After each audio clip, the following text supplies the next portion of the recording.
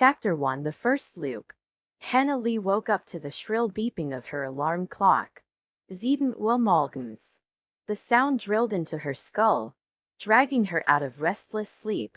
Groaning, she slapped the snooze button and sat up, running a hand through her tangled hair. Something felt off. A strange tightness gripped her chest, a prickling at the edges of her mind, like a word on the tip of her tongue that she couldn't quite recall. A fleeting feeling of déjà vu made her pause, but she couldn't place why. Shrugging it off, she forced herself out of bed and trudged toward the bathroom. The cold tiles sent a jolt through her feet, shocking her more awake. She brushed her teeth, washed her face, and studied her reflection in the mirror. Dark circles framed her brown eyes. "Rough night," she muttered to herself, then sighed and grabbed a towel. By the time she was dressed and downstairs, the smell of coffee filled the air. Her roommate Jess was already seated at the kitchen counter, scrolling through her phone. "Morning," Jess mumbled, taking a sip of her coffee. "Morning," Hannah replied, heading to the coffee pot. She poured herself a cup, inhaling the rich aroma, but the feeling of unease still lingered. She glanced at the radio in the corner of the room. The news anchor's voice drifted through the small apartment. A 20% chance of rain today, with highs in the low 70s. In other news, an uptick in strange, unexplained phenomena has been reported across the city. Hannah barely paid attention as she grabbed an apple from the fruit bowl and took a bite. She had more pressing things to focus on, like making it to lunch with her friend Mara on time. By noon, she found herself walking through downtown, the familiar rhythm of the city buzzing around her. Cars honked, people chattered. The scent of freshly baked bread wafted from a nearby cafe. She checked her phone. It was 7:50 morgens. Almost there. That's when it happened. A loud screech. A blur of metal. The sharp scent of burning rubber filled the air. Hannah's head whipped to the side just in time to see a car jump the curb, barreling straight toward her. She barely had time to react before everything went dark. Then she woke up. 7 Uhr morgens. The alarm beeped. Hannah bolted upright, her breath coming in ragged gasps. Her hands clenched the bedsheets, her skin clammy. "What?" she whispered, her voice shaky. Her heart hammered against her ribs. She turned to her bedside table. The alarm clock glowed with the same time as before. The same red numbers. The same position. Her room untouched, as if nothing had happened. As if she had never stepped foot outside. Had she dreamt that? Her fingers trembled as she rubbed her temples. It had felt real. The screeching tires. The rush of air before impact. The moment of weightlessness before darkness swallowed her whole. Her breath hitched as her gaze darted to the window. The same morning light streamed through the curtains, casting the same golden hue on her walls. The same breeze carried the scent of fresh dew. She strained to hear any sign of difference, anything to prove she wasn't losing her mind. A muffled voice from the radio drifted through the apartment. A 20% chance of rain today, with highs in the low 70s. In other news, an uptick in strange, unexplained phenomena has been reported across the city. The same words. The exact same. Hannah stumbled out of bed, nearly tripping over her own feet as she rushed to the kitchen. Jess sat in the same position, scrolling through her phone, sipping coffee as if nothing was amiss. "Morning," Jess mumbled. "Morning," Hannah echoed automatically, but her mind raced. Her heart pounded so loud she thought Jess might hear it. She forced herself to go through the motions again, pouring coffee, grabbing an apple, but everything felt wrong. Her skin prickled. Her surroundings blurred in a way she couldn't explain. This was a dream. Why did it feel so vivid? So tangible? She needed to test something. Glancing at the counter, she saw a newspaper folded neatly beside the coffee pot. She hadn't noticed it before. The date read Tuesday, April 9th. She swallowed hard. She would remember this. If she woke up again at 7 a.m. tomorrow and the date hadn't changed, she didn't want to finish that thought. By noon, she hesitated before heading downtown. But if she changed course, would that prove something? That this wasn't just her imagination? Her fingers tightened around her phone as she approached the familiar street corner. Her pulse throbbed in her ears. Cars zoomed past, pedestrians wove around her, oblivious to her growing panic. Then, the same screech, the same blur of metal, the same sickening inevitability. She gasped, turning, bracing. Darkness. I. Then she woke up. Sieben Uhr morgens. The alarm beat. This time she screamed. Her pulse thundered as she scrambled out of bed, her breaths coming fast and shallow. She grabbed her phone and checked the date. Tuesday, April 9th. Her fingers clenched around the device. No, no, no, no. This wasn't normal. This wasn't a dream. It wasn't coincidence. She was stuck. Stuck in a loop she couldn't explain. Her breath came in ragged gasps as she paced. Think, Hannah. Think. If this was repeating, what changed? Could she stop it? Could she break free? One thing was certain. She couldn't keep doing the same thing. She had to find a way out. Chapter 2: Trial and Error. The next few loops were chaos. Hannah tried everything. Staying in bed all day. Taking different routes through the city. Even leaving town. But no matter what, fate always found her. If it wasn't the car, it was something else. A collapsing scaffolding, an allergic reaction, even an elevator malfunction. Each time, she woke up at 7 a.m., drenched in sweat. She began keeping notes, mapping out the events of her day to see if she could change the outcome. But no matter what, death followed her like a shadow. Desperation clawed at her mind. Was she doomed to relive this day forever? The first time she tried staying home, she barely made it past noon. The coffee machine in her apartment short-circuited, sending a sudden, deadly spark to the wet countertop where she had just spilled water. She jolted awake again, 7 a.m., heart pounding. She tried unplugging every appliance. That time, a gas leak erupted from the stove, igniting when she answered a phone call that had never come before in previous loops. Another reset. A desperate idea took root. She wouldn't move. If she stayed perfectly still, she couldn't trigger anything, right? She sat cross-legged on the floor, refusing to touch anything, eat anything, interact with anyone. Hours passed. Her stomach growled, her limbs ached, but she remained frozen in place. By 4:15 p.m., a freak lightning storm rolled in. Clear skies turned dark in minutes. A stray bolt struck a nearby transformer, sending a sudden surge through the building, frying the circuits and setting off the smoke alarm. The panic caused an elderly neighbor to collapse in the hallway. Hannah hesitated before rushing out to help. Just as she knelt beside the old man, a section of ceiling, weakened by years of unnoticed leaks, gave way. She woke up at 7 a.m., gasping for breath. Desperation turned to anger. She screamed into the void, demanding answers from whatever force had trapped her in this twisted loop. The walls of her apartment, the city itself, the very laws of nature. None of them answered. She was alone. The next few loops became more erratic. She experimented in wild, reckless ways. Leaving the country, her taxi crashed en route to the airport, calling the police and telling them everything. They thought she was insane. While trying to prove it, she was accidentally shot by a startled officer. Standing in a crowded place all day, surrounded by people, a rogue food truck lost control and plowed through the square, killing her instantly. Each time, she woke up at 7 a.m. The most horrifying attempt came when she sought out the driver of the car that originally hit her. She found him, a man named Greg Maddox, in a small cafe downtown. He was unremarkable, mid-40s, tired eyes, sipping burnt coffee.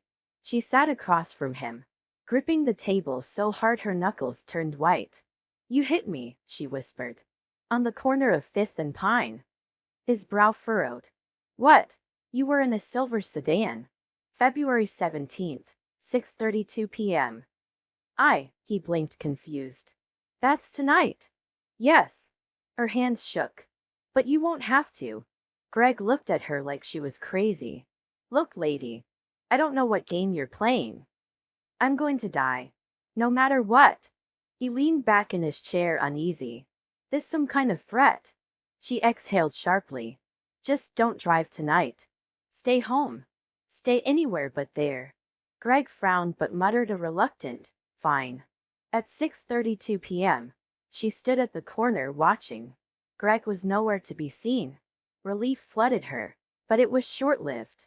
A drunk driver, one she had never accounted for in previous loops, sped through the intersection. The world blurred.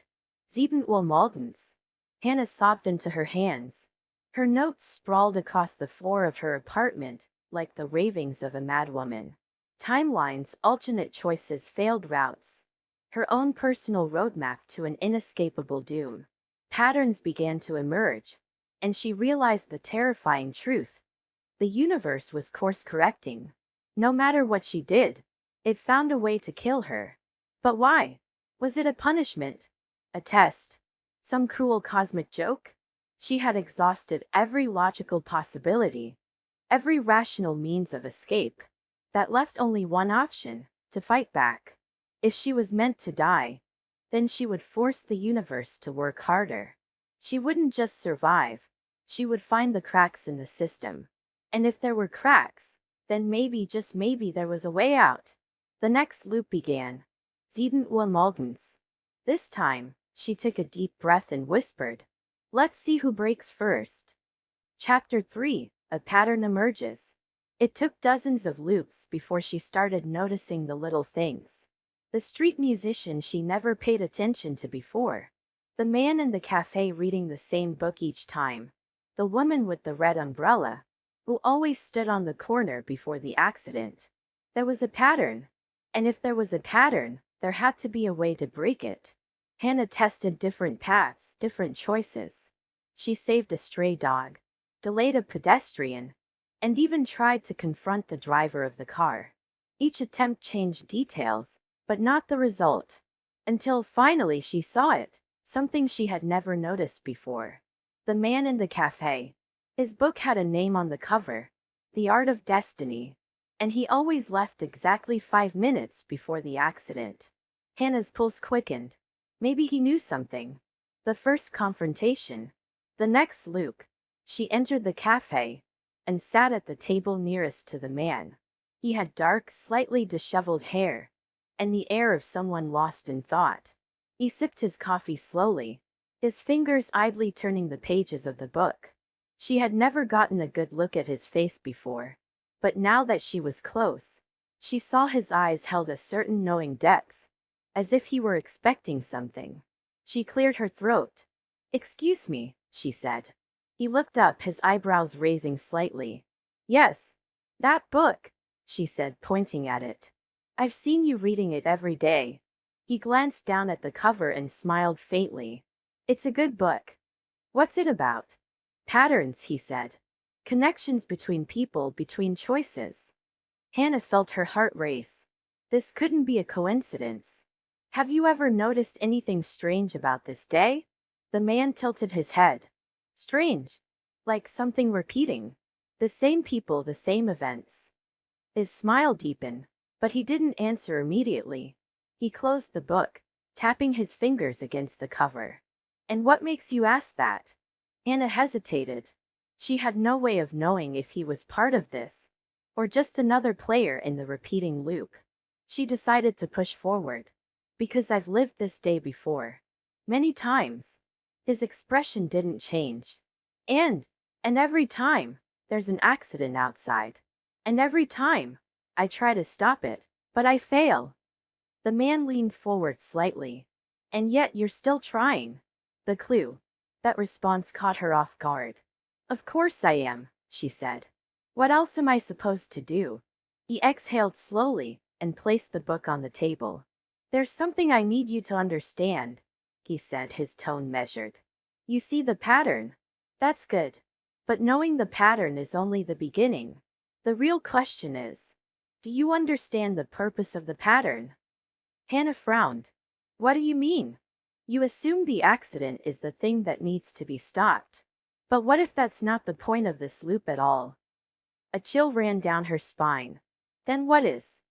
He tapped the book. Read this. Hannah reached for it hesitantly, her fingers brushing the worn leather cover. The title, The Art of Destiny, seemed to shift slightly under her gaze, as though it wasn't entirely stable. She opened it and scanned the first page. The world moves in cycles, she read aloud. Some see only the repetition, the inevitability. Others look deeper and find the seams where change is possible. She looked up. What does this mean? The man smiled again. You're looking for a way out, but maybe you should be looking for a way through. Hannah's hands clenched into fists. That's not an answer. It's the only one I can give, he said, standing up. He slid the book across the table toward her. Keep it. Maybe next time, you'll see something new. The shift. The next loop, she didn't try to stop the accident. Instead, she focused on the book. Each time she read a passage, it felt different, like the words shifted just out of her comprehension. The more she read, the more she realized something unsettling. The book was describing her. Not just her situation, but her exact thoughts, her precise attempts at changing the loop. And then she reached a chapter titled The Observer in the Cafe. Her breath caught. The page described the man, his book, and even their conversation. But at the end, there was one line that sent a chill down her spine. He is waiting for you to remember. Remember what? The next loop, she confronted him again. Who are you? She demanded. This time he sighed. You're almost there, he said. But you still don't see it, do you? See what? The real pattern, he said, standing up. It's not about stopping the accident. It's about why you're here at all. Hannah felt something stir in the back of her mind. A memory she couldn't quite grasp. Tell me. He shook his head. I can't. But you will. As he walked away, something clicked. It wasn't just the accident. It was her. Her presence here, her ability to loop. There was something she had forgotten. The next time, she didn't try to change anything. She let the loop play out exactly as it always had. And as she stood on the corner, watching the accident unfold again, she felt it. A flicker of memory just out of reach. Something about the moment before the crash. A voice. A name. Her own. Chapter 4, Breaking the Cycle. Determined, Hannah approached the man before he could leave. Excuse me, she blurted out. That book. What's it about? He raised an eyebrow but smiled. It's about choice. How small decisions can alter fate. Why do you ask? A crazy idea formed in Hannah's mind. She had spent every loop trying to stop herself from dying. But what if she wasn't the one who needed saving? Instead of running from the accident, she ran toward it. At the last second, she grabbed the woman with the red umbrella and pulled her out of the way. The car missed them both, slamming into a lamppost instead. Hannah braced herself, expecting the darkness to come. But it didn't. She was still standing. The woman stared at her wide-eyed. People gathered. The moment passed, and for the first time Hannah felt something shift. The next morning her alarm beeped. 7 Uhr morgens. She was free. Hannah sat up abruptly, heart pounding. The first rays of sunlight filtered through her curtains, painting warm streaks across her bedsheets. She felt different. Lighter. The crushing weight that had settled in her chest for what felt like eternity had lifted. She reached out and ran her fingers across the nightstand, half expecting the loop to have continued, but no. The objects hadn't reset. Her phone still displayed messages she had sent the day before, ones that had always disappeared when the day restarted. She was free. Tears welled in her eyes, but she let out a laugh, a real unrestrained laugh. She threw the blankets off and practically ran to her window. The city outside looked the same, but it no longer felt like a prison. The routine that had once been a sentence was now a gift. She had another day, and this time it meant something. She dressed quickly, eager to step outside, to confirm that this was real. The world greeted her with crisp morning air, and the hum of life moving forward, unburdened by repetition. She walked past the coffee shop where she had memorized every patron's order, past the newsstand where she had learned every headline before they were printed. Everything was as it should be, normal, unpredictable, alive. And then she saw her. The woman with the red umbrella. She was standing by the crosswalk, clutching a steaming cup of coffee. Hannah's breath hitched. Did she remember? Had the moment meant anything to her? Hannah hesitated before stepping forward. "Hey," she called out. The woman turned, surprised. Her eyes flickered with recognition. "Oh, hi. You're the girl from yesterday, right? The one who—" "Yeah," Hannah interrupted, offering a small smile. "That was a close call." The woman let out a nervous laugh, her grip tightening on the cup. "Tell me about it. I swear I didn't even see the car coming. If you hadn't pulled me back, I—" She stopped, visibly shaken. "Well, I don't want to think about it. But thank you. Seriously. You saved my life." Hannah's chest ached in the best way. It was real. It had all been real. "I'm Hannah," she said, extending a hand. "Lena," the woman replied, shaking it firmly. "Can I buy you a coffee? I feel like I owe you at least that much." Hannah hesitated, not because she didn't want the coffee, but because for the first time in so long she had no idea what would happen next.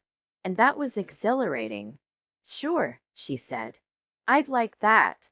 Over steaming mugs, Hannah and Lena talked. About the near miss, about life, about choices. Lena was a painter, a dreamer who had been on her way to an art studio she had been too afraid to enter before. But after almost dying, she decided life was too short for hesitation. Hannah listened, absorbing every word, every emotion. The weight of the past loops melted away with each sip. She had been trapped for so long, reliving the same failures, the same fears. But now, sitting across from a stranger whose life she had unknowingly changed, she realized something profound. Maybe the cycle had never been about her at all. Maybe she had been repeating the same day not to save herself, but to save someone else. She had broken the loop by stepping outside herself, by making a choice that wasn't rooted in self-preservation but in compassion. The book. The man's words. It's about choice. Hannah exhaled, a quiet sense of peace washing over her. The loop was broken, but something new had begun. And for the first time she wasn't afraid. "So," Lena said, setting down her cup, "what's next for you?" Hannah smiled, the possibilities stretching before her like an open road. "I don't know," she admitted. "And I think that's the best part."